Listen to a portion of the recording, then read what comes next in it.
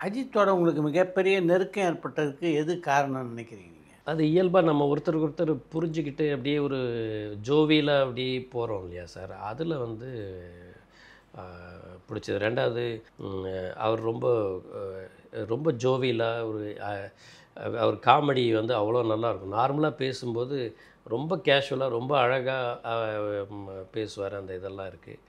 தனிப்பட்ட குணாதிசயம்னு நெறைய இருக்கு. நம்ம அட்மையர் பண்றதுக்கு அவர்கிட்ட. ஃப்ரெண்ட்ஷிப்புக்கு ஒரு வேல்யூ குடுப்பாரு. ஆ எதையுமே வந்து அவரு வந்து ரொம்ப ஒரு ஓப்பன் ஹார்ட்டடா அணுகுவாரு. இது வந்து ஃப்ரெண்ட்ஷிப்புக்கு வந்து ரொம்ப ஒரு முக்கியமான ஒரு தகுதி. அவர பொறுத்தளவுல 100% அந்த ஃப்ரெண்ட்ஷிப் வந்து அவரு குடுப்பாரு. அத கரெக்ட்டா உபயோகப்படுத்திக்கிறவங்களுடைய மனநிலைய பொறுத்து இருக்கு. அவருக்கு வந்து அதில நெறைய ஏமாற்றங்கள் இருந்திருக்கு. அவரு நெறைய பேர ரொம்ப டெடிகேட்டடா நம்பி இருக்கிறாரு. அதுக்கு அந்த குடுத்துருக்கிறாரு. நீங்க டைரக்ட் பண்ண படங்கள்ல பாலச்சந்தருக்கு பிடிச்ச படம் எது? ஒரு ஸ்டேஜுக்கு அப்புறம் சார் அவர் வந்து நேரடியா தியேட்டர்ல போய் பார்க்க ஆரம்பிச்சுட்டாரு. எல்லா படத்தையும். என் படம்னு இல்ல. அதுக்கப்புறம் அவர் வந்து ப்ரிவ்யூ ஷோக்கு போறத அவாய்ட் பண்ணிட்டு, ஆ நேரா கமர்ஷியலா தியேட்டருக்கே போயிட்டு அத படம் பார்க்குற அந்த இதில இருந்தாரு. அமர்க்களமும் அவருக்கு வந்து பிடிச்சிருந்தது. ஃபர்ஸ்ட் கிளாஸா இருக்குப்பா இது. ரொம்ப புதுசா இருக்கு இந்த கதை அப்படின்னு சொன்னாரு. அப்ப நானா நினச்சுட்டேன் இந்த படம் அவருக்கு பிடிக்குது போல இருக்கு அப்படின்னு. அந்த காலகட்டத்தில அஜித்த வச்சு படம் பண்ண பல இயக்குனர்கள் அடுத்து விஜய வச்சு படம் பண்ணணும்னு ஆசைப்படுவாங்க. உங்களுக்கு அது மாரி ஏதாவது முயற்சிகள் நடந்ததா? எனக்கு கிட்டத்தட்ட அவரோட ஒரு படம் பண்ணுறது வந்து எனக்கு வந்து ஃபைனலைஸ் ஆயிட்டு, அதுவும் கவிதாலயாவுக்கு பண்ணுற மாதிரி தான் அது ஃபைனலைஸ் ஆச்சு. அதுக்கு வந்து நான் அந்த கதை டிமாண்ட் பண்ண சில விஷயங்கள் வந்து அப்ப அவருடைய பாலிசி ஆஃப் ஒர்க்கிங்க்கு ஒத்து வரல. ஓ! அதனால அப்ப அவர் என்ன சொன்னார்னா, "நம்ம இன்னொரு படத்துல நம்ம சந்திப்போமா?" அப்படின்னாரு. ஓகே. ரொம்ப நாசூக்கா கேட்டாரு. ஓகே. ஏன்னா அதில வந்து நைட் அண்ட் டே ஷூட்டிங்கு பாம்பேல நடக்கிற மாரி கதை. அப்படியெல்லாம் இருந்துச்சு அது. அவரு நைட்டெல்லாம் நான் பண்ண மாட்டேங்கிற மாரி அவர் ஒரு இதில இருந்தாரு. ஒரு ஸோ அந்த மாரியான சில விஷயங்கள் வந்து அதில அது வந்து ஒரு ம் கிட்டத்தட்ட அந்த கதை வந்து ஒரு டூயல் ரோலு. பட்டு டூயல் இல்ல 2மே ஒண்ணு தாங்கிற மாரியான ஒரு ஒரு டிஃப்ரெண்ட்டான ஒரு நாட் அது. Not split personality. அந்த புரியுது. அடுத்தாப்புல அந்நியன் வந்த மாரி கிடையாது. அது வேற ஒரு பேட்டர்ன்ல இருக்கும். அதனுடைய கிளைமாக்ஸ் போர்ஷன் வந்து எனக்கு இன்னைக்கும் என் மைண்ட்ல இருக்கு. அத நான் எப்படி பிளான் பண்ணியிருந்தேன், எந்த மாரி இருக்கலாம் அப்படின்னு சொல்லிட்டு. பட் அது வந்து only fit for super stars தான். ஒரு அஜித் மாரி, அ விஜய் மாரி இருக்கிற அந்த சூப்பர் ஸ்டார்ஸுக்கு தான் அந்த கதை வந்து பொருந்தும். ஸோ அ அதனால அது வந்து விலகி போச்சே தவிர, மத்தபடி there is no ill feelings between us. விஜய்க்கு கதை சொன்ன அனுபவம் எப்படி இருந்தது? சார் அதில என்ன ஆயிடுச்சுன்னா, விஜய் வந்து நீங்க எனக்கு வந்து அப்ப கன்சிக்வென்ட்டா எல்லாமே ஹிட்ஸ் இல்லையா? அப்ப அவரு என்ன சொன்னார்னா, "நீங்க கதை சொல்லணும் சொல்ல வேண்டாம் சார். உங்க அசோசியேட் யாராவது இருந்தா நீங்க அனுப்புங்க. நான் கேட்டுக்கிறேன்." அப்படின்னு அந்த பிரிவிலேஜ் குடுத்தாரு. ஓ!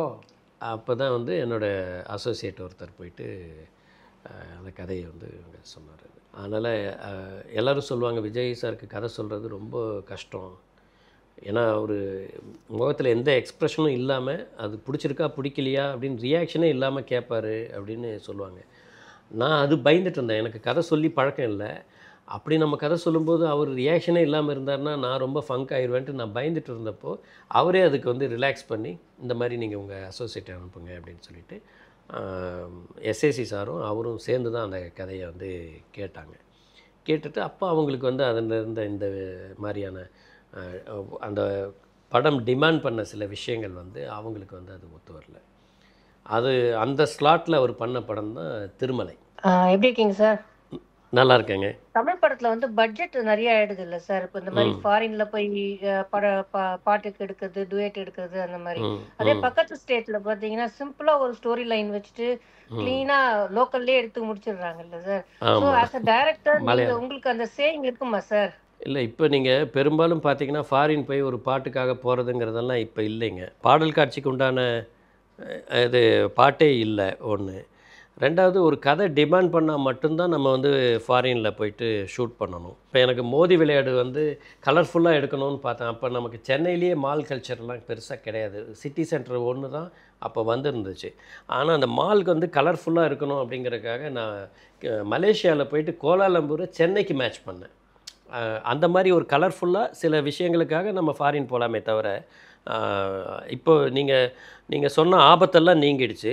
அதே மாதிரி இந்த பக்கத்து ஸ்டேட்டில் வந்து ரொம்ப யதார்த்தமாக ரொம்ப அழகான படங்கள் வந்து அது பண்ணிகிட்ருக்குறாங்க. அந்த ட்ரெண்ட் வந்து கூடிய சீக்கிரம் நமக்கு இப்போ அடாப்ட் ஆகிட்டு இருக்குது. ஆக்சுவலாக தமிழ் சினிமா இண்டஸ்ட்ரி தான் இதுக்கு எல்லாத்துக்கும் முன்னோடியாக இருந்தது. அவங்க இன்றைக்கி எடுக்கிற படங்கள் வந்து நம்ம 80s 90ஸ்லேயே நம்ம தாண்டிட்டோம் அதெல்லாம். ரொம்ப நன்றி. தேங்க்யூ. நன்றி தேங்க்யூ. நன்றி. பாய். நீங்கள் இவ்வளோ காலமாக சினிமாவை தொடர்ந்து பார்த்துட்ருக்கீங்க. நீங்கள் அறிமுகமான காலகட்டத்துக்கும் இப்போவும் சினிமா எப்படி இருக்கிறதா நினைக்கிறீங்க? சார் சினிமா அப்படியே தான் இருக்குது சார்.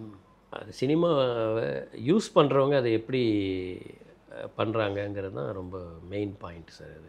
ஏன்னா ரசனைங்கிறது வந்து இன்றைக்கி இப்போ நமக்கு இன்றைக்கி பேசினவங்க நிறைய பேர் வந்து இந்த ஜென்சியில் இருக்கிறாங்க, அல்லது நம்ம கிட்டத்தட்ட ஒரு 30-40 வயசுக்குள்ளே தான் இருப்பாங்க. பட் அவங்க அந்த படங்களெல்லாம் ரசிச்சிருக்கிறாங்களே. அப்போ அந்த ரசனைங்கிறது வந்து ஒரே இதில் தான் இருக்குது. சில விஷயங்கள் வந்து ஜனங்கக்கிட்ட ஒரு ஏக்கம் இருக்கும் சார். அந்த ஏக்கம் வந்து நமக்கு புரியாது. அவங்க எந்த மாதிரி படங்கள் பார்க்க விரும்புகிறாங்க அப்படிங்கிறது வந்து அது ஒரு மர்மமாகவே இருக்கும். ஆனால் அதுக்கு ஹிண்ட்டு கொடுப்பாங்க ஆடியன்ஸ். அதை நம்ம கரெக்டாக புரிஞ்சுக்கணும். ரொம்ப நாளைக்கு அப்புறம் அந்த ஏக்கத்தில் வந்து இன்றைக்கி வந்து ஒரு ஃபேமிலி ஆடியன்ஸ் வந்து தேட்டருக்கு வராங்க. ஃபேமிலி ஓரியன்ட் பிக்சர்ஸ் வந்து அவங்க பார்க்குறக்கு வந்து தயாராகிட்டு வராங்க. அப்படிங்கும்போது நமக்கு ஒரு கடமை வந்துடுது. நம்ம அவங்களுக்கு தகுந்த மாதிரி படங்கள் பண்ணணும் அப்படிங்கிறது. ஒரு ட்ரெண்டு வந்து மாறுது சார். ஆமாம். அந்த பிளட் ஷெட்லேருந்து கொஞ்சம் மாறுது. இதை புரிஞ்சுக்கிட்டு நம்ம வந்து படங்கள் பண்ணோம்னா என்றைக்குமே அந்த ரசனை வந்து மாறாது சார். அதை பொறுத்தளவில் நம்ம மேக்கிங்கில் எப்படி ப்ரெசன்ட் பண்ணுறோமோ அதில் தான் இருக்குது சார். மற்றபடி எனக்கு வந்து டெக்னிக்ஸ்லலாம் எனக்கு வந்து பெரிய உடன்பாடெல்லாம் கிடையாது. கதைங்கிறது ஒரு கதை தான் சார். இன்றைக்கும் வந்து உங்களுக்கு வந்து அந்த கிளியே கிளியேங்கிற ஒரு சாங் வந்து இந்த லோகா படத்துக்கு வந்து ஒரு மிகப்பெரிய ஒரு அடையாளம். அது யார் பண்ணது கம்போசிங்? இளையராஜா. இளையராஜா சார் பண்ண அந்த கம்போசிங், அந்த மியூசிக் வந்து இன்றைக்கி வந்து உலகம் முழுக்க அந்த பாட்டை வந்து பாடிட்டுருக்குறாங்க யூத்து. அப்போ எங்கே இருக்குது சார் அந்த வயசு வித்தியாசம், ஜென்ரேஷன் கேப்? எதுவுமே கிடையாது சார். நல்லா இருக்குது, டியூன் நல்லா இருக்குது, ரசிக்கிறாங்க. கண்மணி அன்போடு டியூன் நல்லா இருக்குது, மஞ்சுமல் பாய்ஸை வந்து படத்துடைய வெற்றிக்கு அது ஒரு அடையாளம். அதனால் நமக்கு வந்து என்னை பொறுத்தளவில் என்னுடைய பெஞ்ச் மார்க் வந்து இளையராஜா சார் தான். அவர் எப்படி இன்றைக்கும் புதுசாக இருக்கிறாரோ அந்த மாதிரி தான் என்றைக்கும் அவரும் புதுசு, ஆடியன்ஸும் புதுசு. நம்ம வந்து அதை கரெக்டாக புரிஞ்சுட்டு பக்குவமான படங்கள் பண்ணணும் சார். சார் வணக்கம் சார். நான் வசூல் ராஜா படம் வந்து ஃபர்ஸ்ட் ஷோ போயிட்டு தொடர்ந்து 3 ஷோ அன்னைக்கு போனேன் சார். கண்டினியூஸா அடுத்தடுத்த ஷோ போயிட்டே இருந்தேன் சார். எனக்கு அந்த படம் அவ்வளோ பிடிச்சி சார். சார் நீங்கள் மறுபடியும் அந்த மாதிரி ஒரு படம் பண்ணணும் சார். அது ரீமேக் படமாக இருந்தாலும் அதில் வந்து ஸ்பெஷலாக நம்ம தமிழ் ஆடியன்ஸுக்கு தகுந்த மாதிரி அதில் சில சேஞ்சஸ் பண்ணணும் அது. அண்டு முக்கியமான காரணம் கமல் சாரும் கிரேசி மோகனும். அது வந்து அந்த அந்த காமெடி வந்து அதை எலிவேட் பண்ணிடுச்சு அந்த படத்தை. ஒரு நல்ல கருத்தை ஜனங்கக்கிட்ட கொண்டு போய் சேர்க்கறதுக்கு ஒரு லைட்டர் வெஹிக்கிளாக வந்து அந்த படம் வந்து இருந்துச்சு. அது சார் அந்த படத்துல வந்து நான் ஆரம்பத்துல இருந்து சிரிச்சுக்கிட்டே இருந்தேன் சார். பட் அந்த நாகேஷ் சார் வந்து ஒரு இடத்துல அப்படியே உருவி எடுத்துட்டியாடா உயிரை உள்ள இருந்து அப்படின்றப்ப ஆமாம், அப்படியே ஒரு மாதிரி ஆயிடுச்சு சார். ஏன்னா ரொம்ப சென்டிமெண்டல் ஆயிடுச்சு சார். அதுதாங்க ரொம்ப, அதாவது எல்லோரும் காமெடி படம் அப்படின்னு வந்து இதில் அந்த காமெடியில் அந்த எமோஷன் வந்து ஒர்க் அவுட் ஆகுதுன்னு ஒன்று இருக்குல்ல, அது எப்பவுமே வந்து ஒரு தூக்கலாக இருக்கும். நாகேஷ் அழுதா அது அவ்வளோ பெரிய ஒரு காமெடி ஜாம்பவான் வந்து ஒரு எமோஷனல் ஆகி அழுதா அது வந்து பாதிப்பு வந்து ரொம்ப அதிகமாக இருக்கும். அது ஒன்று. அதே மாதிரி அந்த ஜாக்கீர் கேரக்டர் இறந்த உடனே கமல் சார் வந்து ஒரு பெர்ஃபார்மன்ஸ் ஒன்று பண்ணியிருப்பார். அது வந்து முதல் டேக் வந்து அவர் நல்லா பண்ணிட்டார் சார். யூனிட்டெல்லாம் திரும்பி பார்க்குற எல்லோரும் அழுதுட்டுருக்குறாங்க சார். நான் மட்டும் ஒரு 1 மோர் போகலாமா சார்னு கேட்டேன் அவர்கிட்ட. ஆமாம் எனக்கும் அதான் தோணுச்சு அப்படின்னாரு. ஏன்னா அந்த கேரக்டர் வந்து கண்ணீர் வந்து இங்கே தேங்கலாம், அது இது வரைக்கும் வரக்கூடாது, அவருக்கு அது வந்துருச்சு. எனக்கு அது ஒரு குறையாக பட்டுச்சுன்னு சொன்னேன். அதுக்கு அடுத்த டேக் வந்து அவர் வந்து ரொம்ப அழகாக ப்ரில்லியண்ட்டாக பண்ணார். அந்த எமோஷன் அது பாருங்கள், அதுக்கு முந்தின சீன் காமெடி இருக்கும், ஆனால் இந்த சீனில் வந்து நீங்கள் எமோஷனுக்குள்ளே போயிடுவீங்க. அது வந்து அவர் கமல் சார் இல்லைன்னா அதுக்கு சாத்தியமே கிடையாது, நாகேஷ் சார் இல்லைன்னா அதுக்கு சாத்தியமே இல்லை. Thank you sir. எப்படி இந்த வசூல் ராஜாவில் ஒரு பக்கம் நாகேஷ், இன்னொரு பக்கம் கிரேசி மோகனோட பணி. ஆமாம் சார். சார் நீங்கள் கணக்கு போட்டு பார்த்தீங்கன்னா 2 பேருமே எங்கள் ஸ்கூல் தானே. ஆமாம். நாகேஷ் சார்கிட்ட நான் பார்த்தது அவருடைய அந்த விரல் அமைப்பு, எம்எஸ்வி சாருக்கு, கேபி சாருக்கு, நாகேஷ் சாருக்கு எல்லாருக்குமே வந்து விரல் அமைப்பு ஒரே மாதிரி இருக்கும். கை, அவங்க அந்த கையை உபயோகப்படுத்துகிற இது அந்த பேசுகிற விதம், அந்த டோன், அது எல்லாமே வந்து ரொம்ப சிமிலராக. எனக்கு வந்து நாகேஷ் சாரோட ஒர்க் பண்ணும்போது எனக்கு கேபி சார் பக்கத்தில் நிற்கிற மாதிரியே இருக்கும். அந்த மாதிரி அவர். கமல் சார் வந்து அவர்கிட்ட நம்ம கற்றுக்கிட்டே இருக்கலாம். பக்கத்தில் நிற்கும் பொழுது அவர் ரொம்ப ஸ்பான்டேனியஸாக பண்ணுவார். ஒரு டைலாக்கு அது ரொம்ப இயல்பாக வரும் சார். அவர் மாதிரி ஒரு லெஃப்ட் ஹேண்ட் ஆர்டிஸ்ட் வந்து நீங்கள் எங்கேயுமே பார்க்க முடியாது. அவர் வந்து அந்த படத்தை பொறுத்தளவில் மும்பை எக்ஸ்பிரஸோட டிஸ்கஷன் வந்து ஷூட்டிங் ஸ்பாட்டில் ஒரு கேரவனில் நடந்துக்கிட்டே இருக்கும். அதை பேசிவிட்டு அந்த சிரிப்போடு இங்கே வருவார். இந்த ஷாட்டு சொன்னோன்னே இதை இமிடியட்டாக அடாப்ட் பண்ணிவிட்டு அதுக்கு தகுந்த மாதிரி நடிச்சுட்டு திருப்பி அதுக்கு போய் அந்த டிஸ்கஷனுக்கு போயிடுவார். அந்த வெர்சடைலாக ஒரு பண்ணது, அந்த ஒரு மல்டி டாஸ்கிங், அப்புறம் ஒரு அந்த கேரக்டர் வந்து அனாவசியமாக அவர் வந்து கையாண்ட விதம், அதுதான் இன்றைக்கி வரைக்கும் அந்த நிற்கிது சார். அது ஸோ அது வந்து ஒரு ஒரு பெரிய மைல் ஸ்டோன் எனக்கு. அது இன்றைக்கி வரைக்கும் எனக்கு ஒரு பெரிய மைலேஜை ஆடியன்ஸ்கிட்டையும். நான் இப்போ பாலிவுட் போகிறேன், அங்கே எல்லாரையும் நான் மீட் பண்ணுறேன். எனக்கு இருக்கிற ஒரு விசிட்டிங் கார்டு வந்து நான் கமல் சாரோட ஒரு படம் பண்ணியிருக்கேன், முன்னாபாய் எம்பிபிஎஸ்ஸை தமிழில் நான் தான் பண்ணினேங்கிறது எனக்கு மிகப்பெரிய ஒரு அங்கீகாரம், ஒரு விசிட்டிங் கார்டாக இருக்குது. அது ஒரு டைரக்டராக கிரேசி மோகன் வந்து எந்தளவு உங்களுக்கு வந்து சப்போர்ட்டிவாக இருந்தார் சார்? கிரேசி சார் வந்து அவருக்கு அதாவது அவருக்கு ஒரு சீன் வந்து அவர் கொடுக்குறதே வந்து காலையில் தான் கொடுப்பார். நம்மெல்லாம் ஷூட்டிங் ஸ்பாட்டுக்கு போனதுக்கப்புறம் தான் அவர்கிட்ட சீன் பேப்பரே வரும். ஆனால் அந்த சீன் அவர் எப்படி எழுதிருப்பாருன்னே தெரியாது சார். கிட்டத்தட்ட 30-40 பேஜ் எழுதியிருப்பார். நம்ம அதுலேருந்து சேக்ரிகேட் பண்ணி நமக்கு இது இந்த இதுக்கு கரெக்டாக இருக்குதுன்னா அது ரொம்ப நேரம் நமக்கு மண்டை குடைச்சலாக இருக்கும். இந்த டைலாக் வச்சுக்கலாமா, இந்த டைலாக் வச்சுக்கலாமா, இல்லை இதை வச்சுக்கலாமா அப்படின்னு சொல்லிகிட்டே இருக்கும். அவர் அந்த சீனில் சொன்னார், இந்த சரி நம்ம இப்படி பண்ணலாமான்னு எனக்கு வந்து ஒன்று தோணுச்சு, கொஞ்சம் வந்து பாருங்களேன் அப்படின்னாரு. வந்து பார்த்தா அந்த கோணி பைக்குள்ளே இதுதான் திஸ் இஸ் ஏழை இந்தியா, புவர் இந்தியா, நீ உள்ளே போய் பாரு, உள்ளே போய் பாருன்னு பிரபு சொன்னோன்னே அந்த சைனீஸ் ஆள் வந்து உள்ளே போவான், உடனே கோணியை மூட்டை கட்டி கொண்டாந்துருவாங்க. அந்த இதுன்னு அந்த சீன் அது எனக்கு அது முதல்ல பார்க்கும்போது ரொம்ப ஃபன்னியாக இருந்தது. இது எப்படி ஒர்க் அவுட் ஆகுமா என்ன இது அப்படின்னு எல்லாம் நினச்சேன். பட் எனக்கு என்னமோ அது வந்து ஒரு கவர்ச்சியாக இருந்துச்சு. அது 2 சீன், அது 2 மாதிரி எடுக்கலாம். இது கொஞ்சம் காமிக்கலாகவும் இருக்கும், ஒரு ஒரு அந்த அந்த ஒரு கேரிகேச்சர் வந்து ரொம்ப நல்லாயிருக்கும் அப்படின்னு சொல்லிட்டு எனக்கு தோணுச்சு. சரி நான் அதை டிக் பண்ணி அதை எடுத்தேன். இப்போ பார்த்தா நிறைய பேர் ரீல்ஸில் அதை பண்ணிகிட்ருக்குறாங்க. அதை பார்க்கும்போது எனக்கு ரொம்ப கிரேசி சாரோடைய ஞாபகம் தான் எப்போ வரும். அதை பார்க்கும்போது நம்ம பேசிகிட்டு இருக்கும்போதே இயல்பாக வந்து அந்த வார்த்தையை பிடிச்சிட்டே அவர் வந்து அடுத்த இதை பண்ணி அதை வந்து கேட்ச் பண்ணி உடனே நம்மக்கிட்ட தள்ளிடுவார். அது ரொம்ப அதே மாதிரி சார் இப்போ இன்றைக்கி வசூல் ராஜாவில் அந்த சீரியஸான டைலாக் எல்லாம் பாராட்டினாங்கல்ல, அது அவர் தான் சார் எழுதினார். ஏன்னா காமெடி எப்படி எழுதுகிறாரோ அந்த மாதிரி அது எப்படி வந்து உடம்பை அப்படியே விட்டுட்டு அந்த உயிரை மட்டும் உருவி எடுத்த அப்படின்னு நாகேஷ் கேட்குற அந்த காயினேஜ் இருக்குது பாருங்கள், அது வந்து அவரோட இது. அவர் ரொம்ப ஃபிலாசபர் சார். அவருக்கு அந்த தத்துவார்த்தமாக இருக்கக்கூடிய நபர்களுக்கு வந்து அது ஈஸியாக வரும். சார் வணக்கம். ஏவிஎம்ல எப்பவுமே பெரிய நிறுவனம், அவங்க கிட்ட பவுண்டர் ஸ்கிரிப்டாக வசூல் ராஜா எம்பிபிஎஸ்ல வந்து கமலஹாசன் வந்து எப்படி சார் ஹேண்டில் பண்ணீங்க? ஒன்று. ரெண்டாவது, ஏன் தலைவருக்கு நீங்க படம் பண்ணல? வசூல் ராஜாவில் வந்து கமல் சாரை வந்து ஹேண்டில் பண்ணதை ஆஸ் அ டைரக்டராக நான் வந்து வேடிக்கை பார்த்துட்டு இருந்தேன், அவ்வளோதான். ஏன்னா அந்த ஷார்ட் மட்டும் டிவிஷன்ஸ் சொல்லிவிட்டு அவருக்கு நம்ம நடிப்பெல்லாம் சொல்லித்தர வேண்டிய அவசியமே இல்லை. அந்த டைலாக் பார்த்தாலே அவருக்கு புரிஞ்சிடும். அந்த கேரக்டரைசேஷனுக்கு தகுந்த மாதிரி அவர் ரொம்ப அழகாக வந்து பெர்ஃபார்ம் பண்ணிடுவார். அவர் படத்தில் வந்து நமக்கு ஸ்டார்ட் சொல்கிறது ஈஸி, கட் சொல்கிறது கஷ்டம். அதுதான் ரொம்ப முக்கியமான பாயிண்ட்டு. அப்புறம் அந்த மொத்த படத்தில் நான் அவர்கிட்ட அந்த ஜாக்கீர் சீனில் மட்டும்தான் 1 more டேக்குன்னு கேட்டேன். மீதி எல்லாமே சிங்கிள் டேக் தான் அந்த படத்தை பொறுத்தளவில். ஸோ அது ஒன்று. தலைவரோட படம் பண்ணணுங்கிறது வந்து எல்லாருக்கும் இருக்கிற ஒரு ஆசை. எனக்கு அது ரொம்ப முக்கியமான ஒரு ஆசை.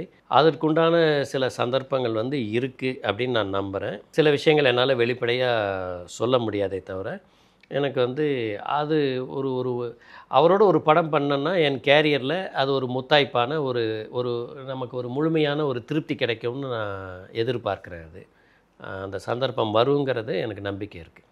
நன்றி சார். அடுத்து நீங்கள் அமிதாப் பச்சன் பகத் பாசிலோட சேர்ந்து ஒரு படம் பண்ண போகிறீங்கன்னு செய்திகள் வந்தது, உண்மையா? அது ஒரு பேச்சுவார்த்தையில் இருக்குது. பட் வந்து அந்த வழக்கம் போல் அந்த கதைக்கு சில டிமாண்ட்ஸ் இருக்குது சார். பட்ஜெட்டை பார்க்க வேண்டியது இருக்குது, ஸ்டூடியோஸோட இதெல்லாம் இருக்குது. அதனால் இன்னும் அது ஆர்டிஸ்ட் யாருங்கிறது ஃபைனலைஸ் ஆகலை.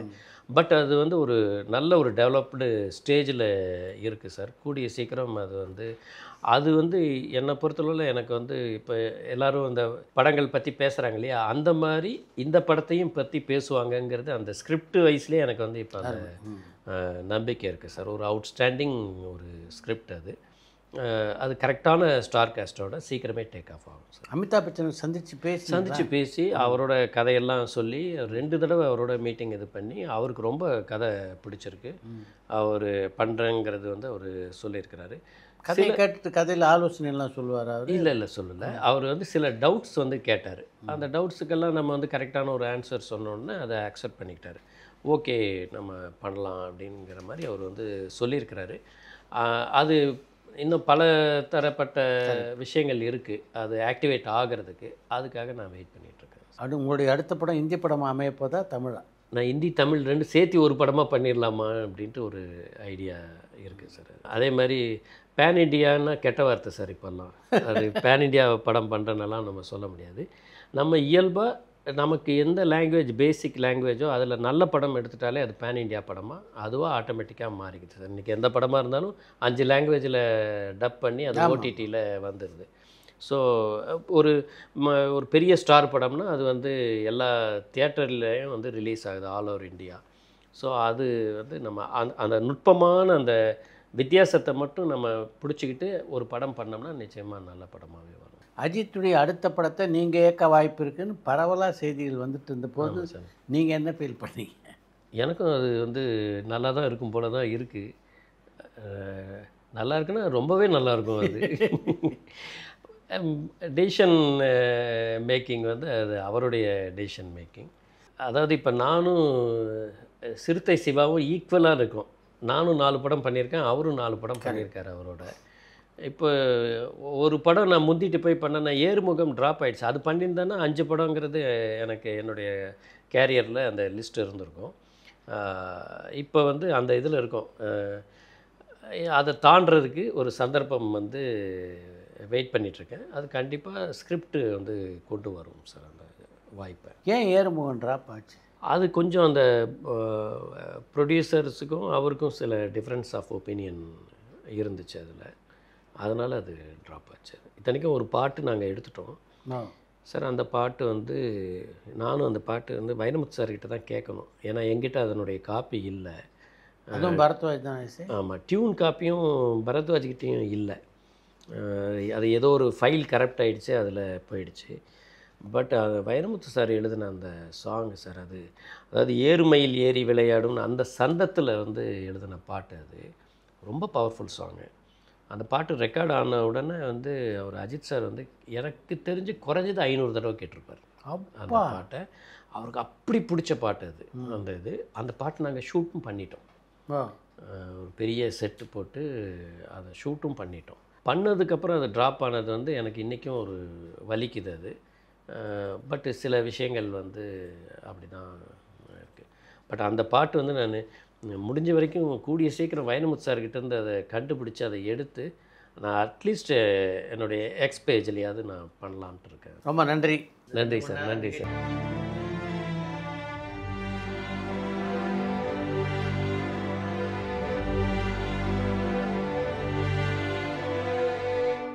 பரபரப்பான சினிமா செய்திகள், நட்சத்திரங்களின் பேட்டிகள், சினிமா வரலாறு ஆகியவற்றை பார்க்கவும் படிக்கவும் உங்களுக்கான இணையதளம் touringtalkies.co.